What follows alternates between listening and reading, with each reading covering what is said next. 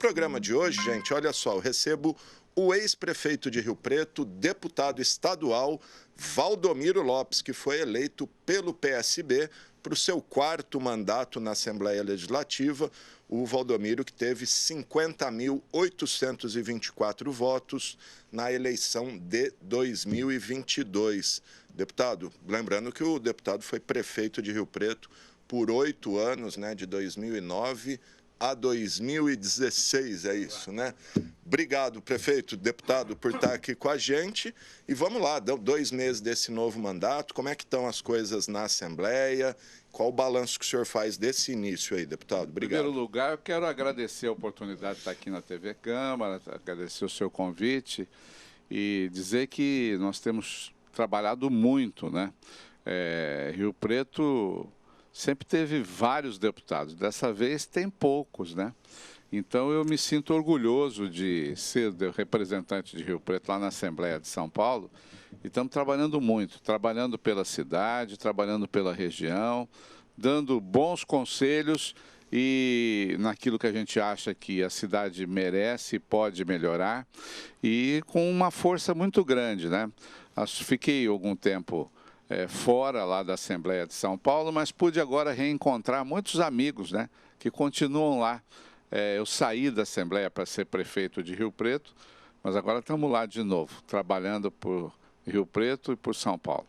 Bom, o senhor encontrou uma conjuntura bem diferente de quando o senhor foi deputado, né, da última vez, era o PSDB governo, o PSDB dominando a Assembleia. Como é que está essa nova relação de forças na Assembleia com o governador Tarcísio, o PL no comando da casa, com o André do Prado. Isso. Como é que está essa nova relação de forças e o seu partido, como é que está se colocando aí?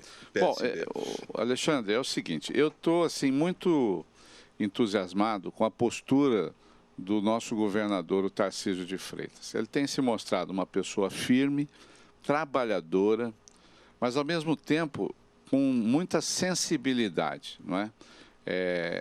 Quando toma uma posição, a sua posição é forte, mas quando ele vê que se equivocou, ele tem a sensibilidade de voltar atrás e corrigir. Isso não mostra fraqueza, isso mostra grandeza de caráter, não é? Então eu estou assim muito entusiasmado com isso, estou achando que ele tem a chance de fazer um bom governo para São Paulo e governando bem São Paulo, está governando bem o nosso povo e a nossa gente aqui da nossa Rio Preto. E o André do Prado não é da turma antiga minha lá da Assembleia, mas é um grande deputado, né? Ele tem conduzido com firmeza a Assembleia de São Paulo, que agora está votando projetos importantes, como esse da recomposição do salário dos policiais, como foi o novo salário mínimo de São Paulo, que é o maior do Brasil. Então, são coisas importantes que estão acontecendo lá. E nós também estamos participando de várias frentes parlamentares importantes, né? Sempre tive uma ligação muito forte com os servidores do Estado, faço parte propus, junto com outros 2 deputados, a Frente Parlamentar em Defesa do IANSP, a Frente Parlamentar de Defesa do Agronegócio, que eu também milito muito nessa área, e também a Frente Parlamentar para a criação do primeiro hospital do coração infantil, que, na minha vontade, seria aqui em Rio Preto, com um médico especialíssimo que nós temos aqui, que é o Dr. Ulisses Crote, né? Que eu ajudei lá atrás, quando ele começou aqui em Rio Preto, eu era deputado a primeira vez, no credenciamento lá do seu serviço no Hospital de Base, de Cirurgia Cardíaca Infantil, e ele faz hoje transplantes de coração, é um serviço de excelência, mas trabalha lá no Hospital da Criança, e que está lá hoje ocupando um andar inteiro lá, que vai ser inclusive ampliado, e eu vejo nele essa grande liderança e pude participar com ele dos primeiros instrumentais. Foi um recurso que eu arrumei lá no governo do Estado, o credenciamento da UTI infantil para que ele pudesse operar. Enfim, eu tenho uma ligação muito forte com ele. vamos começar esse trabalho de ver se a gente sensibiliza o governo para fazer esse primeiro hospital do coração infantil das crianças, e que ficaria muito feliz se fosse aqui em Rio Preto. O Hospital da Criança já faz bem esse trabalho, né? Faz bem, mas deixa eu te falar uma coisa. Faltam vagas, faltam estruturas. Agora mesmo nós estamos lutando lá para que venha para o doutor Ulisses mais 2 máquinas de cirurgia extracorpórea. Você sabe, quando faz cirurgia do coração, às vezes você tem que desviar a circulação do coração, mas para manter o paciente vivo, a criança viva, você usa um instrumental que é o de cirurgia extracorpórea, que faz a oxigenação do sangue e faz o bombeamento do sangue para aquela criança que está sendo operada, né? E como são antigos, lá de 2001, esses equipamentos, nós estamos agora lutando para trazer 2 novos equipamentos de cirurgia extracorpórea. Estou fazendo esse trabalho como deputado, inclusive junto à Secretaria do Estado. O nosso secretário da Saúde do Estado de São Paulo é de Rio Preto, a doutora Eleusis Paiva, para ajudar o doutor Ulisses Crotti. Muito bom. Já aproveitando esse gancho, então, deputado, questão da saúde, hoje a gente enfrenta uma situação complicada aqui em Rio Preto na saúde, né? Os hospitais aí lotados, algumas UPAs com problema de falta de médicos, superlotação, e o senhor tem batido bastante nessa tecla. Santa Casa também precisando de recurso, o HB nessa crise está em Rio Preto, mas não atende Rio Preto. Como é que o senhor tem analisado a saúde, uma área que o senhor deu bastante atenção quando prefeito, né? É verdade, nós fizemos muito pela saúde quando eu fui prefeito. Mas, Alexandre, olha, vamos comparar quando eu fui deputado a primeira vez, lá em 2000, né? 2001, e como é o funcionamento dos hospitais hoje aqui em Rio Preto. Há 20, 25 anos atrás, nós tínhamos aqui vários hospitais que atendiam SUS. Por exemplo, nós tínhamos a Beneficência Portuguesa atendia a SUS. O Hospital Nossa Senhora da Paz atendia a SUS. O IELAR, que foi fechado, atendia a SUS. Trabalhou durante todo o meu governo, mas terminou meu governo, acabou sendo fechado. A Maternidade Nossa Senhora das Graças atendia a SUS. O Hospital Alsta atendia a SUS. Todos esses hospitais que eu citei aqui, hoje já não existem mais, ou como é o caso do IELAR, do Nossa Senhora da Paz, e no caso desses outros, eles existem, mas não atendem mais SUS. Então, houve uma diminuição do número de vagas. A Organização Mundial de Saúde preconiza que para cada 1.000 habitantes, você tenha pelo menos 3 vagas de internação. Esse seria o número. O ideal era até que fossem mais, mas no mínimo 3 vagas de internação. Então, vamos fazer um cálculo junto aqui. Só para Rio Preto. Rio Preto tem quantos 1.000 habitantes? Só Rio Preto, hein? Vamos esquecer a região. Só Rio Preto. Quantos habitantes tem? Uns 500 mil, imagina. 500 mil. Então, teria que ter quantas vagas de internação? 1.500 vagas. Acabou sobrando o Hospital de Base e a Santa Casa de Rio Preto, né? E esse pequeno novo hospital que a prefeitura abriu, mas que, na verdade, se você somar, não dá a metade disso, né? Então, eu tenho sido um grande incentivador para que... tenho conversado muito com o doutor Eleusis Paiva, mesmo antes dele assumir a Secretaria da Saúde e mesmo antes de eu assumir a Assembleia, porque eu sabia que seria deputado, trocando uma ideia com ele, e ele incorporou isso, e o governador aceitou isso, e ele lançou um grande programa, que é a regionalização da saúde. Não sei se vocês têm acompanhado isso. Essa regionalização da saúde pode ajudar a suprir muito das faltas de vagas. Eu estou acreditando muito nisso, na região de São José do Rio Preto, que é o seguinte: por exemplo, eu visitei várias santas casas da região. Vou dar o exemplo de uma que eu visitei. Visitei a Santa Casa, por exemplo, de José Bonifácio, de Tanabi. Mas vamos falar de José Bonifácio. Lá tem 60 vagas de internação de pacientes. Quando eu visitei lá, tinham quantos pacientes internados? 10. Tem centro cirúrgico lá? Tem 4 salas maravilhosas, equipadas, prontas para fazer cirurgia. Perguntei ao diretor clínico de lá: quantas cirurgias são feitas aqui por mês na Santa Casa de Bonifácio? Ele falou, fazemos 10 porque estamos fazendo parte do mutirão do Estado, do SUS. Mas se não tivesse o mutirão, não faríamos nenhuma. Tem UTI aqui nesse hospital? Tem. Quantos leitos? 10 leitos de UTI. Está funcionando? Não, está desativado. Tem pediatria aqui? Tem. Está funcionando? Não, está desativado. Então, veja bem, tinha naquele dia 50 vagas que poderiam estar sendo ocupadas lá em Bonifácio, que evitaria daqueles pacientes de lá serem mandados para Rio Preto. Aí eu perguntei, se essas vagas todas elas fossem ocupadas, vocês teriam condição de atender também aqui uma micro-região, por exemplo, Mendonça, Nipuã, teria jeito Planalto? Teria jeito. Tem corpo clínico lá com 20 médicos e a maioria deles residem na cidade.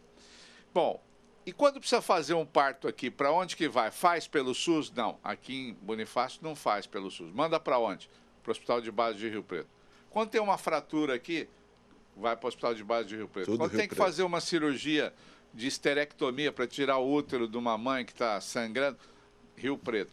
Falei, bom, mas teria condições de fazer aqui? Lógico que teria. Essas cirurgias são de média complexidade e de baixa complexidade.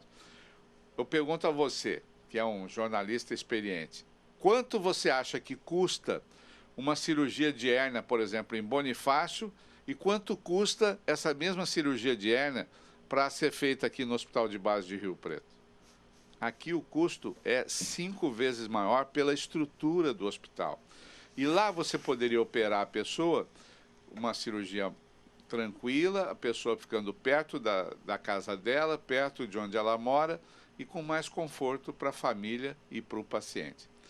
É só assim, com essa reativação das Santas Casas, é que vai ser possível você diminuir o fluxo da região para o hospital de base e, com isso, abrir vagas do hospital de base para Rio Preto, como era antigamente.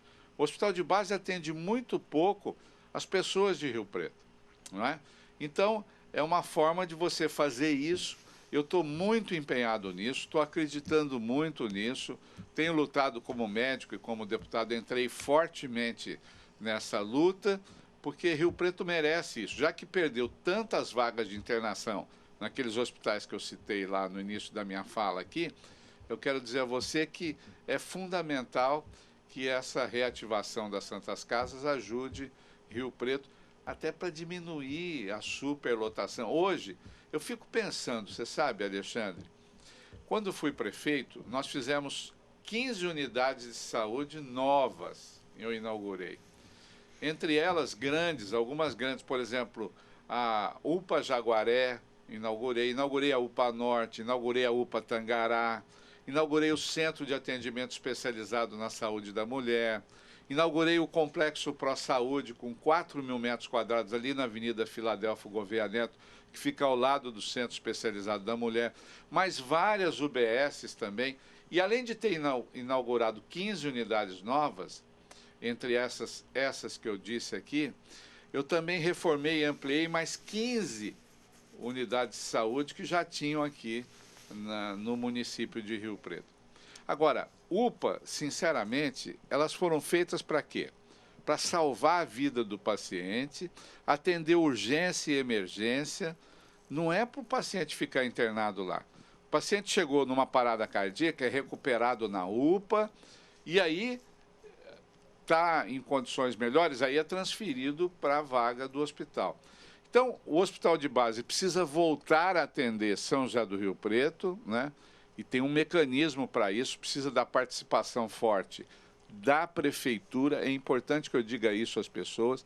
Não adianta só internar nas Santas Casas do entorno, ampliar as vagas do hospital de base, se a prefeitura de Rio Preto, que é gestão plena da saúde, não comprar essas vagas para atender a população de Rio Preto.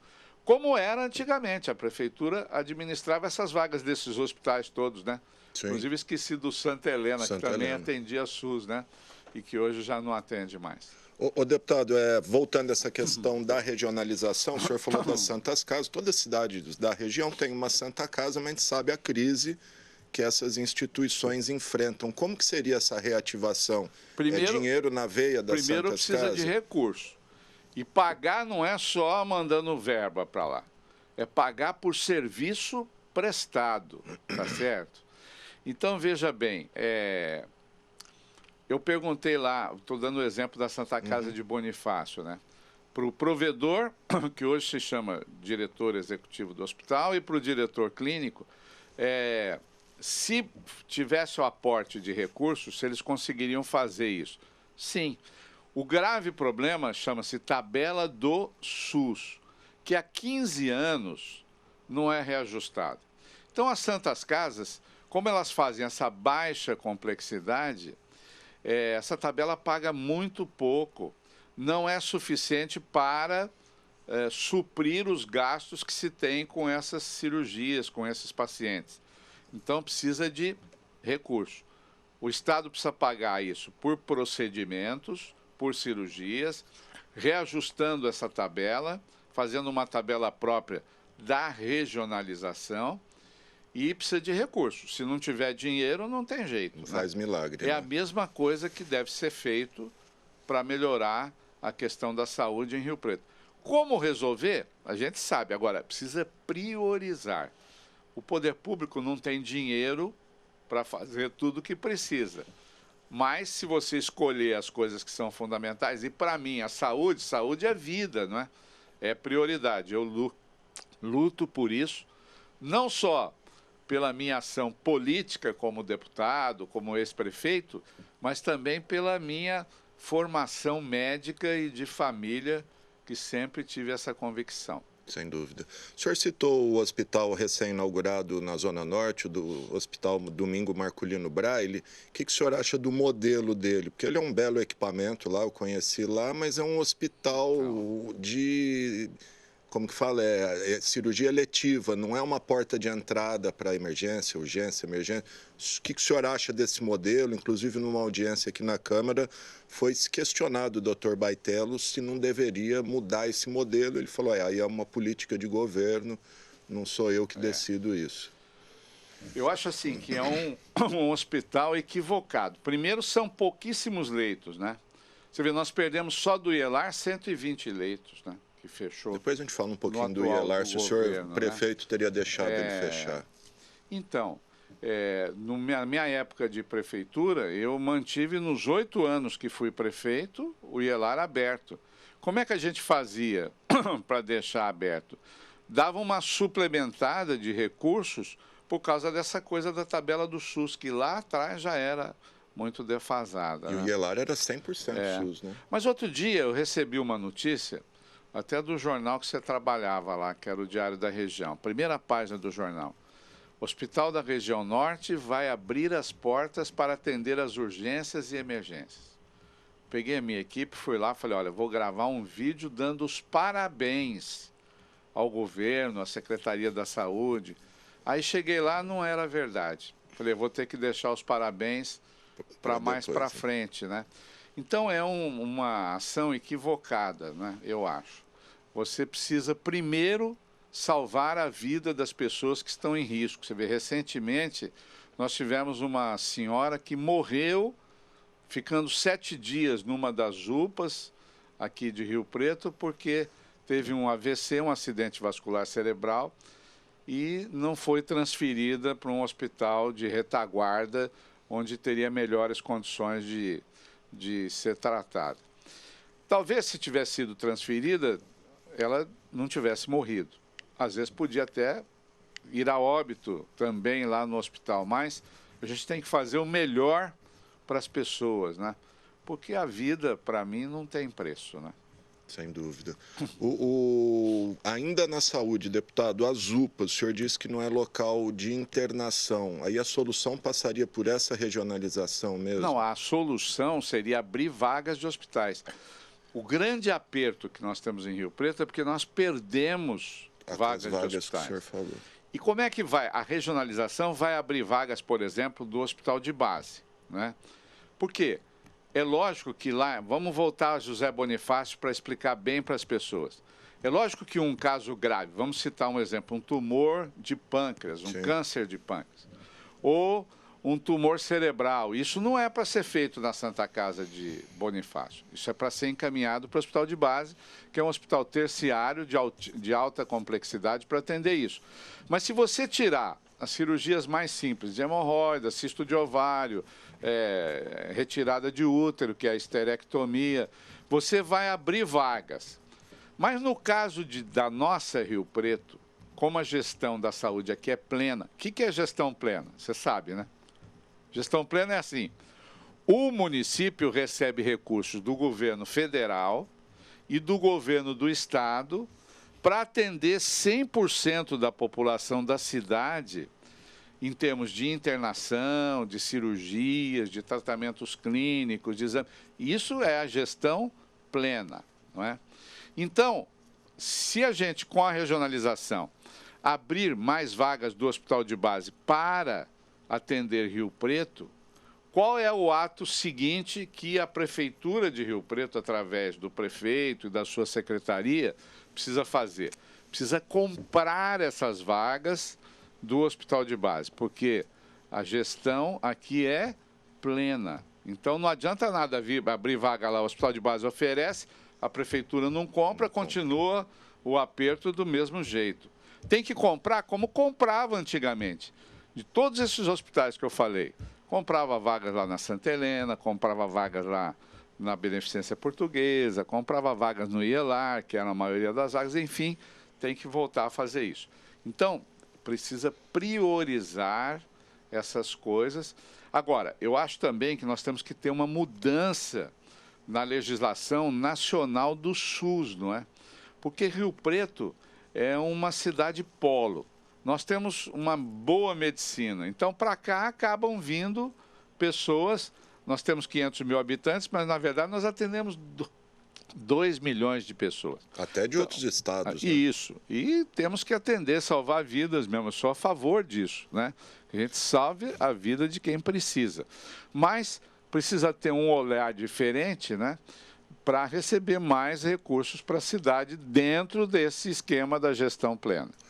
Legal. Ô, deputado, uma outra questão social que eu queria ouvir o senhor é a questão que tem envolvido pessoas em situação de rua aqui na cidade. Eu acho que é um problema geral. O senhor vive em São Paulo aí há muito tempo, conhece, está lá de semana. É um problema grave lá, mas em Rio Preto também tem acontecido. Como o senhor analisa esse problema e se ele tem solução? O que deveria ser feito? A gente tem visto aí os comerciantes brigando muito por isso, principalmente da região central aqui. Como é que o senhor focaria Alexandre, eu vou dizer a você uma coisa que eu fiz quando fui prefeito, né? Nós também sempre tivemos aqui uma população de rua grande. É lógico que agora tenho a impressão que ela se ampliou. Mas o que eu fiz quando fui prefeito de Rio Preto? Inclusive, a Ivani Vaz de Lima era nossa secretária da pasta da assistência social, né? Nós chegamos a fazer um censo dos moradores de rua. Aliás, outro dia eu fiz um vídeo nas minhas redes sugerindo isso ao atual governo, que repetisse esse censo dos moradores de rua. Quando nós fizemos isso lá atrás, quando eu fui prefeito, nós fizemos um diagnóstico assim. Encontramos, vamos dizer, 5 tipos principais de pessoas que vivem na rua. Primeiro, aquela por opção. Tem gente que faz essa opção de viver na rua. Segundo, nós temos os doentes mentais que vivem na rua. Terceiro, nós temos os dependentes de drogas que vivem nas ruas. Nós temos também um grupo de pessoas que são aqueles desalentados, que não têm a mínima condição mais de pagar um aluguel e que acabam vindo para a rua. E quinto, nós temos os marginais que na verdade, se disfarçam de moradores de rua, né? Se infiltram no meio para fugirem da polícia. Quando nós fizemos esse censo, nós pedimos a ajuda da Polícia Militar e principalmente da Polícia Civil, não é? Eu me lembro que no início, quando esses marginais que tinham condenações, que eram procurados, tal, ficaram sabendo que a polícia estava participando disso e começou a prender algumas pessoas, houve uma queda vertiginosa do número dessas pessoas. Aqueles desalentados, aqueles que não tinham onde morar, nós chegamos a alugar um hotel, não sei se você se lembra, sim, aqui em Rio Preto, para acomodar temporariamente essas pessoas. Ali na praça, né? Na praça central da cidade, né? Aliás, foi uma ideia da nossa secretária da época, a Ivani Vaz de Lima, que nós aprovamos. Também nós classificamos, dentro do Fundo Social de Solidariedade, que era presidido pela minha esposa Eliana Lopes, junto com assistência, né? E com a equipe da assistência da prefeitura, cursos de profissionalização para aqueles que não tinham, que estavam desempregados. E eu criei também, quando fui prefeito, a Secretaria do Trabalho, que existe até hoje, em que nós iríamos colocando essas pessoas para trabalhar em vagas simples, não é? Mas que também dessem uma formação profissional e que eles pudessem dar o sustento para suas famílias. E aqueles que tinham condições de se profissionalizar, muitos voltaram para casa, muitos conseguiram alugar de novo as suas casas e, paralelamente a isso, Deus nos ajudou tanto que nós fizemos o maior programa habitacional da história de Rio Preto. Você se lembra? Aproveitamos o Minha Casa Minha Vida, aquela faixa 1, que não precisava ser financiamento, nada, prestações de R$ 25,00 a R$ 85,00, é o Nova Esperança, o Lealdade e Amizade, o Solidariedade, e que nós colocamos famílias aí que saíram do aluguel e que poderiam, então, também morar lá. Houve uma queda substancial dos moradores de rua durante o nosso governo. O que eu vejo? Parece que esses programas, eles não tiveram sequência. Não é que eu queira fazer crítica, eu tenho que fazer essa observação, né, no governo que nos sucedeu. E acho que isso ajudou muito a aumentar o número de moradores de rua. E tratar também, deixa eu falar, os dependentes de droga. O Hospital Bezerra de Menezes, se você for lá falar com o provedor, Dr. Grácio, ele vai te dizer, nós ajudamos muito o Bezerra de Menezes, né, a acolher essas pessoas, fazer o tratamento.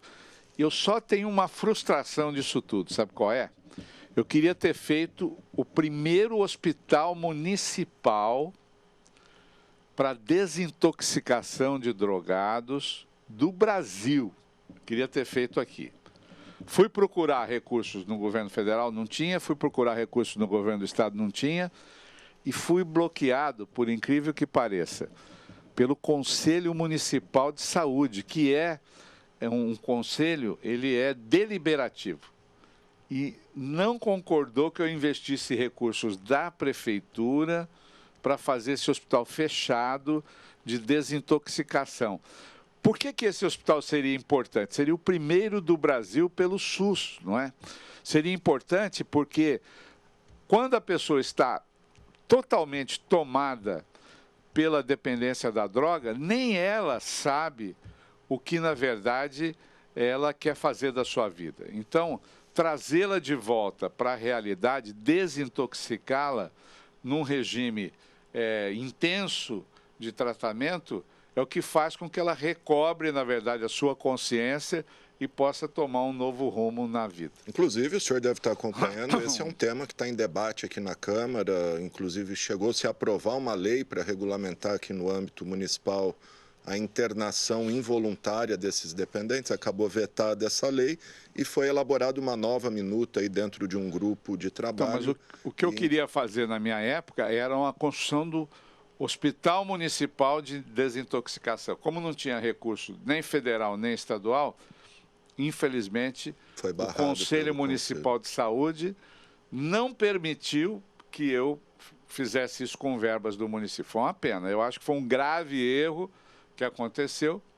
A imprensa não deu o destaque na época que merecia, porque já havia acontecido uma redução dos moradores de rua na época, né? mas a verdade é que teria sido uma grande evolução e Rio Preto daria mais um grande exemplo de como cuidar dos que mais precisam aqui na nossa cidade. A gente falou de alguns temas pontuais aqui a respeito do governo. Queria que o senhor fizesse uma avaliação como um todo do atual governo que o sucedeu, como que o senhor tem visto a cidade de Rio Preto desde que o senhor a deixou, como está hoje, se mudou alguma coisa, melhorou, piorou? Quem tem que fazer essa avaliação não sou eu, né?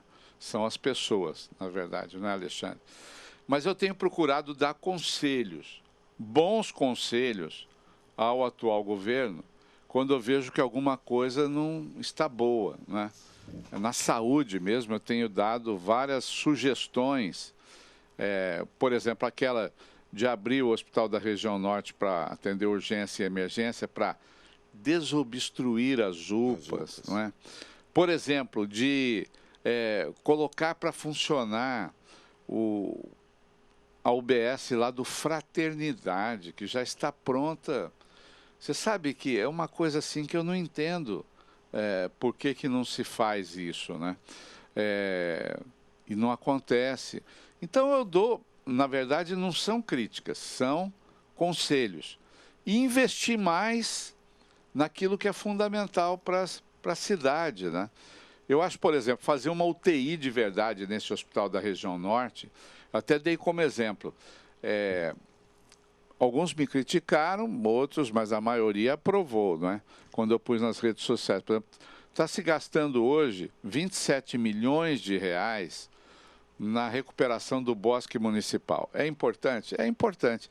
Mas investir 27 milhões no bosque, né? E você pegar parte dele, não precisava nem ser tudo, parte desse dinheiro, para montar uma UTI de verdade, ampliar o hospital lá da região norte, para atender também as urgências e emergências, acho que seria melhor. Então, esse tipo de sugestão eu tenho dado, não como crítica, mas como sugestão, porque até me vejo na obrigação, primeiro como cidadão, depois como médico e agora como deputado, né? Com mandato dado pelas pessoas. As pessoas perguntam, mas, Valdomiro, por que antes você não falava isso quando você não era deputado?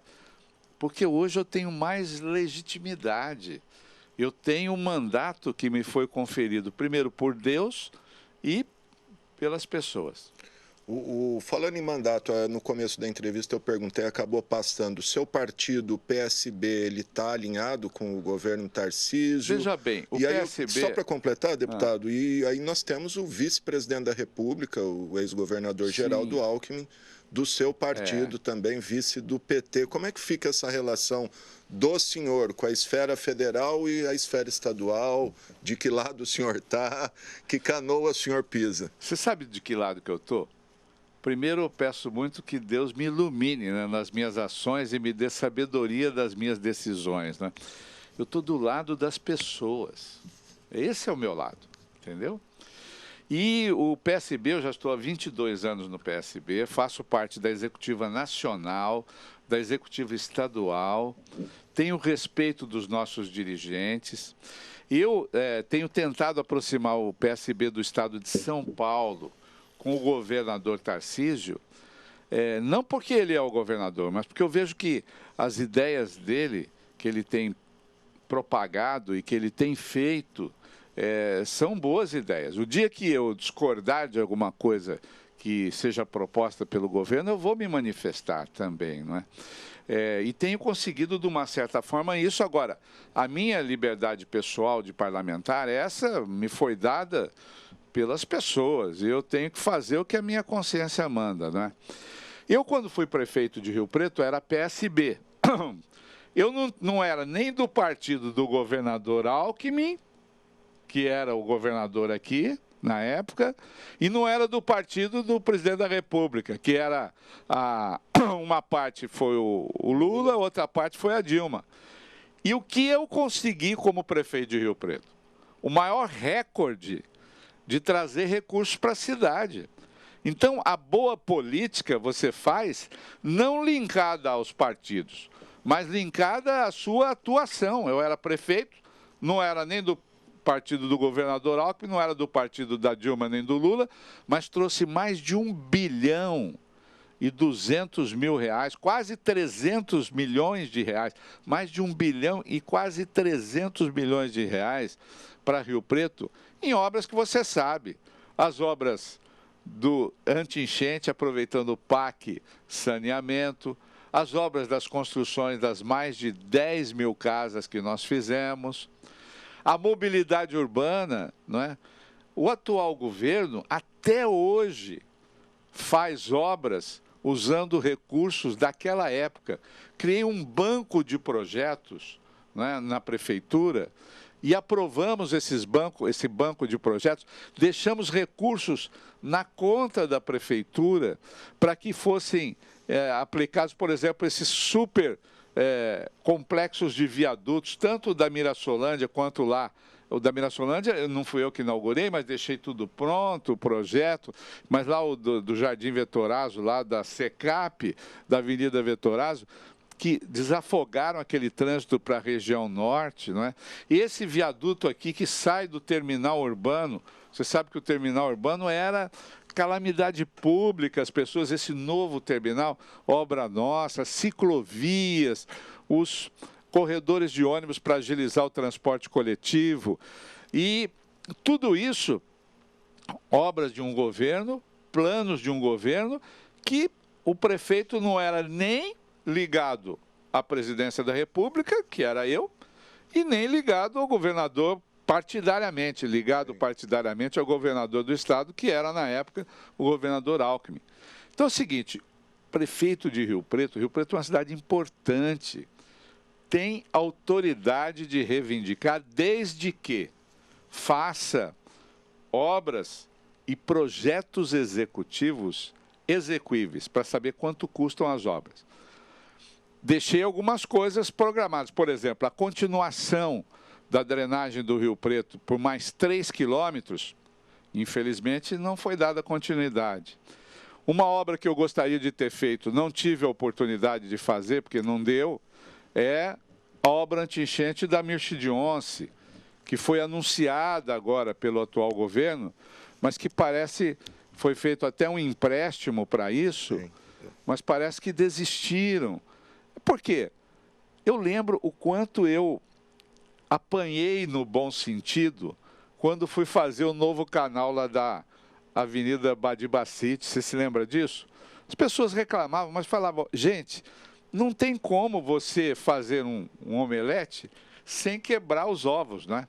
Mas acontece que hoje, nas regiões que nós fizemos, as obras anti-enchente, por exemplo, Brasilusa, Zé Munia, Andaló, Juscelino Kubitschek, Badibacite, as enchentes estão perfeitamente controladas. Além disso, tem a Avenida Filadélfo, que nós transformamos em parques maravilhosos, que fizeram com que Rio Preto ascendesse, não é? A nível Brasil, da qualidade de vida das pessoas. Quando você vê essas pesquisas de que Rio Preto está lá, no top da qualidade de vida, no top do saneamento, que é o tratamento do esgoto, nós ampliamos, duplicamos a estação de tratamento de esgoto. Tudo isso está incluído nesses mais de 1 bilhão e quase 300 milhões de reais que nós conseguimos lá no governo federal. Uma parte em empréstimos do PAC, só que é um empréstimo diferente desses que foram feitos pelo atual governo. O atual governo agora fez empréstimos do Finisa, taxa Selic. 300 milhões, né?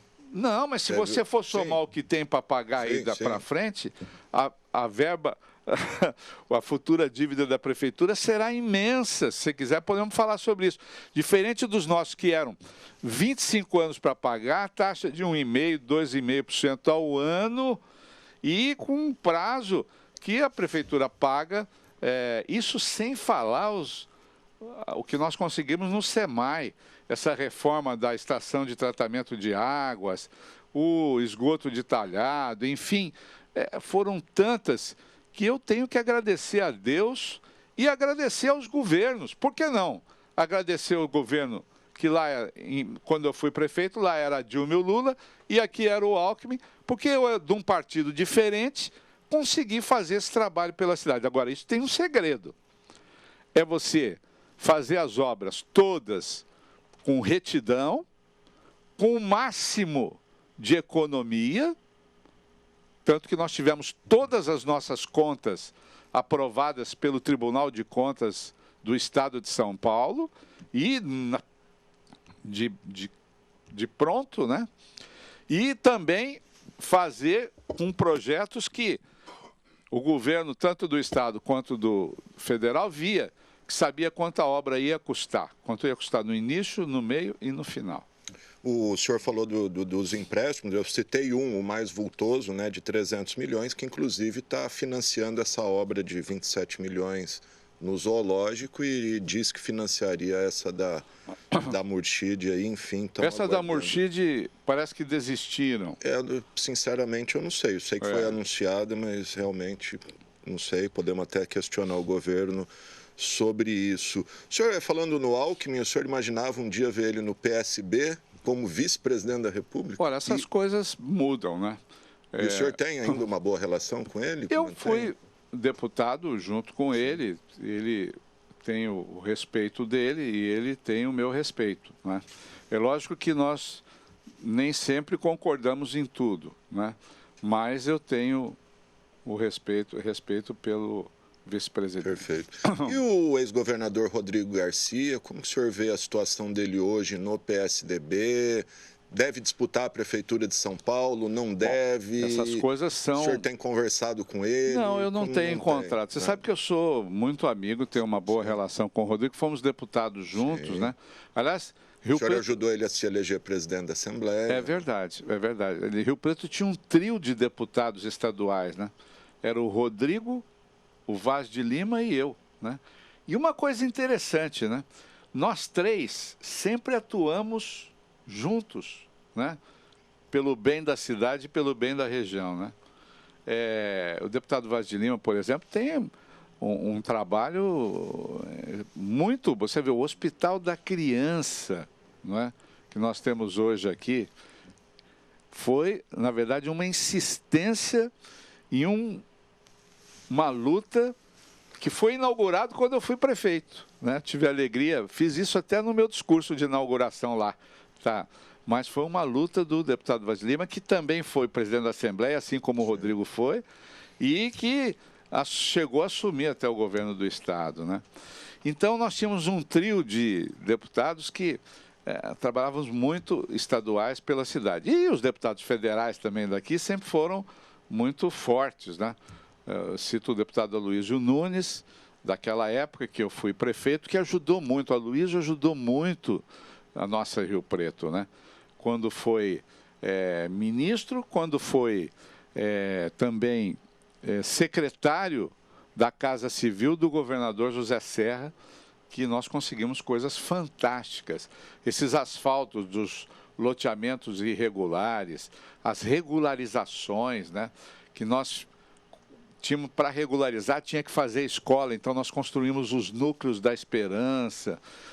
Eu só sei que o nosso governo aqui, como prefeito, foi muito abençoado, mas foi muito ajudado também por essas forças que nós, deputados estaduais, trabalhávamos em conjunto e o governo do Estado, o governo federal também trabalhava junto, em que pese existiam forças políticas da cidade que tentavam atrapalhar, mas não conseguiam.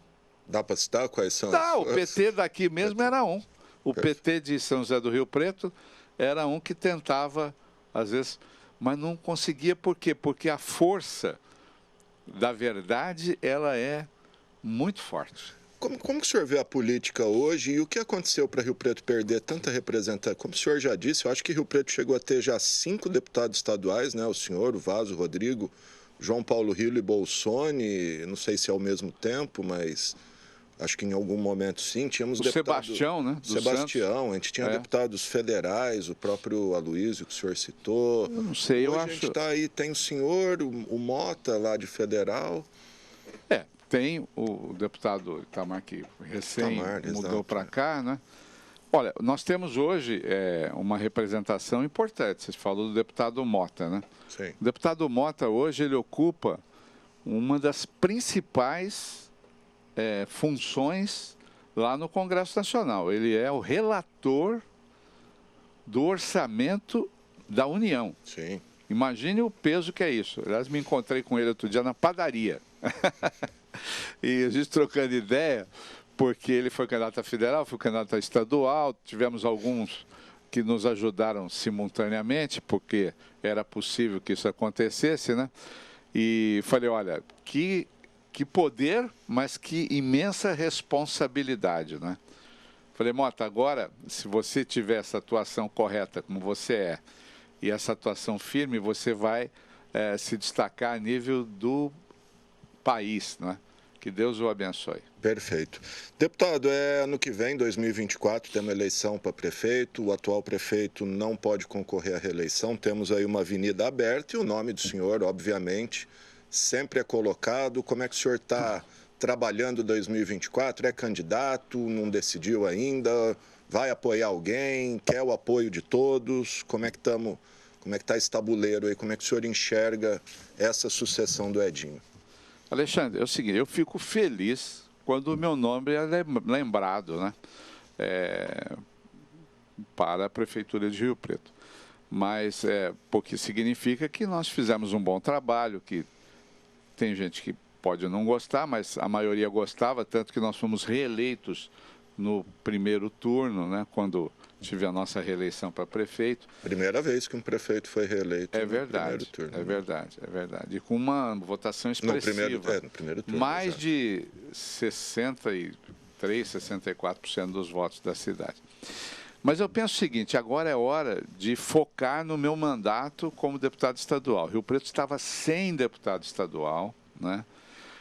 Carente disso, preciso trabalhar muito para reorganizar, ajudar a reorganizar a cidade. Hoje, as nossas forças estão se recompondo. Nós temos um secretário da Saúde que é daqui. Nós temos o deputado federal Mota, que é o relator do orçamento lá na União. E eu quero estar junto, né? Colaborando, dando as boas ideias. E não estou pensando nessa coisa de eleição. Aliás, uma coisa eu tenho que fazer aqui, uma crítica, né? A classe política, né? Nem bem acabou a eleição de deputado e governador, já começam a fazer campanha para a prefeitura. Isso é um absurdo, né? Nós temos que tentar melhorar a vida das pessoas. Quantas deficiências, quantos problemas o nosso estado, o nosso país não está enfrentando, né? Para se pensar, eu me recuso a falar de eleição, de política. Agora eu só quero falar de trabalho e pedir que Deus me dê saúde. Saúde a mim, é a minha família também, não é? Porque se a família da gente está bem, a gente tem disposição para enfrentar os desafios, né? Me recuso a falar de eleições que vão ser lá para o final do ano que vem. Eu acho que isso é uma perda de tempo. E as pessoas... O que eu sinto? As pessoas devem estar muito raivosas e chateadas com isso, viu? Porque as pessoas querem ver as suas vidas melhorando e aqueles que foram eleitos por elas trabalhando. Perfeito. Eleição só se fala em ano par, né? Ano ímpar é trabalho. Não, eu acho que no ano par também tem que trabalhar e falar na eleição do meio do ano para o final, quando é que elas vão acontecer lá na frente. Tá bom, gente. Tá aí, então, o deputado estadual Valdomiro Lopes fazendo aí um apanhado de assuntos. Deputado, obrigado. Quer falar mais alguma coisa? Deixamos passar alguma coisa? Fica à vontade, pode falar o que quiser aí. Eu quero só agradecer a oportunidade, agradecer a Deus, não é? Agradecer as pessoas, a confiança que tiveram em me dar esse novo mandato como deputado estadual e a certeza que eu vou fazer o máximo que eu puder para trabalhar muito e para fazer tudo de melhor que eu possa fazer pela minha cidade, pela nossa região, pelo nosso povo e pela nossa gente. Muito obrigado. O senhor tem mantido, só para terminar, a relação institucional com o governo, como deputado? Enfim, teve algum contato com o prefeito, com seus secretários, trazer emenda, interlocução com o governo? Eu estou à disposição do governo, né? Aquilo que ele precisar de mim, já me coloquei, inclusive nas próprias redes sociais, né? O que precisarem, tenho procurado dar bons conselhos, né?